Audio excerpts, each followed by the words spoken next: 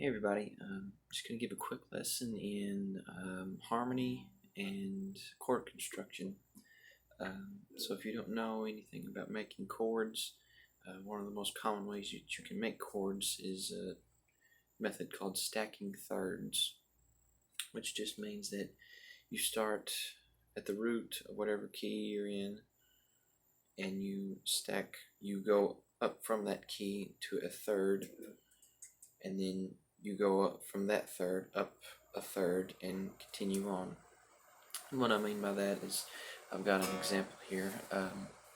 So let's say I'm in C and I want to stack thirds, so I go from C to D to E, up a third, and then I go from E to F to G. I've stacked 2/3 and I have essentially a C chord.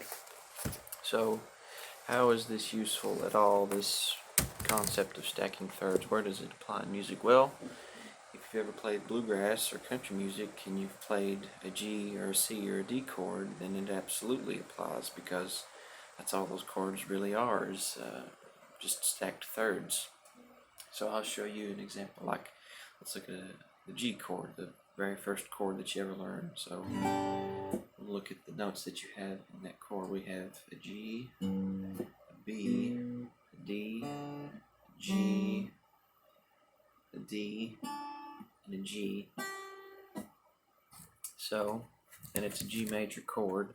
So if we look at our G major scale, we start in G. Forgive my handwriting, I don't want to hear it. We start in G, we go up a third, G to A to B, and then we go up a third again from B to C to D. And that's essentially just a G chord. We have 3 G's, 2 D's, and a B. A root, a third, and a fifth. And that's a G chord.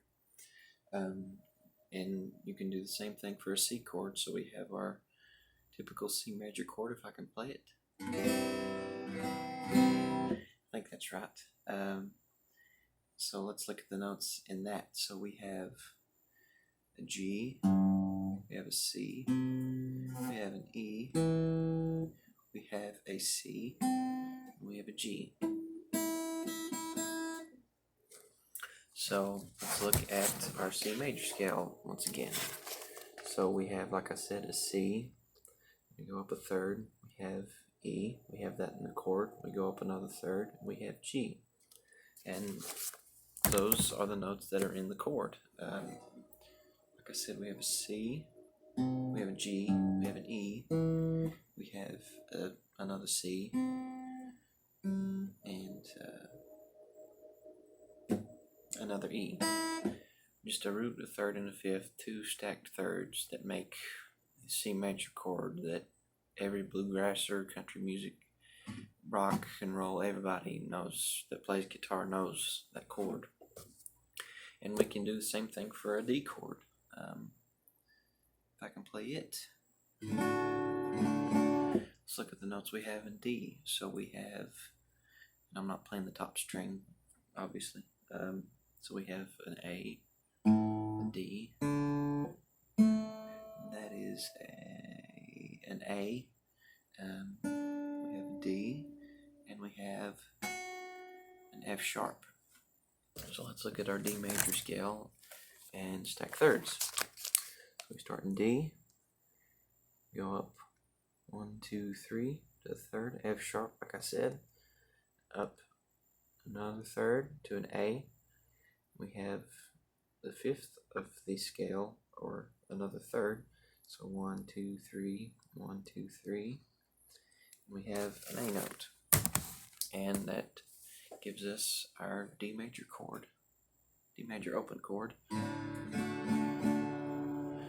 And that's how stacking thirds work. You start in the root, you go up a third, you go up another third, and you can continue on. Once you go up from the fifth of the scale, you get into 7th chords, and then beyond that you get what are called tensions, and then you get into like 9th and 11th and 13th chords. But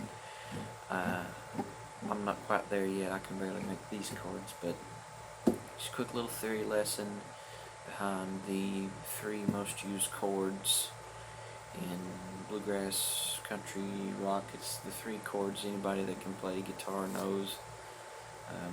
It's just kind of the harmony and a little bit of the theory behind how you make those chords and how they kind of mesh with each other, how it's all connected. So hopefully you enjoyed that.